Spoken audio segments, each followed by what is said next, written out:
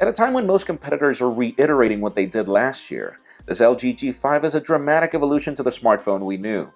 We say evolution instead of change because most of the elements of what made LG's G lineup are still here. They're just packed in a different package. The plastic and leather touches of the G4 have taken a few leaps forward with this G5, as this is not just your average metallic smartphone. Notice the lack of antenna lines all around? That's because the company has come up with a new treatment that allows for antennas to work below it. Oddly, that blend doesn't really feel cool to the touch as with most metallic phones, but that doesn't really change the fact that this phone is gorgeous at a glance. From the inner chamfers at the back to the gentle curves all around and the curved details at the top, this phone looks a lot better in the hand than what you've seen in leaks in the previous days. That's not the only change though. LG did a good job at emphasizing the specs in the presentation. Yes, the Snapdragon 820 is here along with 4 gigs of RAM and 32 gigs of expandable storage via an extended SIM tray, and also making the cut is Qualcomm's Quick Charge 3.0 via USB Type-C. The 5.3-inch Quad HD display is still IPS, but now allows for an always-on mode that LG claims to be superior to AMOLED, and this display can go as bright as 900 nits for when you're out in direct sunlight.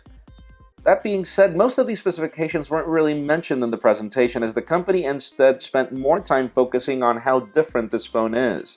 They called it modular because of the cool slot down below, which still doesn't have a name by the way. Press the button on the side and you're quickly taken to the replaceable battery, and this slot can later be extended by other features like the Cam Plus camera grip, which we'll talk about in a separate video. Yes, the phone will turn off when you do this, but so did every previous LG phone whenever you remove the battery anyways. And speaking of cameras, there are two primary ones here, both with separate sensors.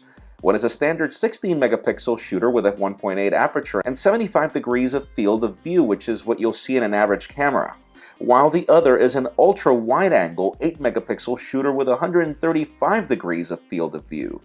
The company explained how the human eye's field of view is only of 128 degrees, making this feature awesome since you can't really zoom out of subjects and instead have to step back, so this can really come in handy in areas where you really cannot step back because you'll just lose the purpose of a shot. Both cameras can work together to stitch a photo that blends both elements or gives you the option of two different shots that give you two different perspectives of the same area. Aside from that, the software is Android 6.0.1 Marshmallow running under LG's new UI, which still lacks cohesion here and there, and where the app tray is now gone, as LG claims that it will help in avoiding confusion, though we do know this will be a controversial change.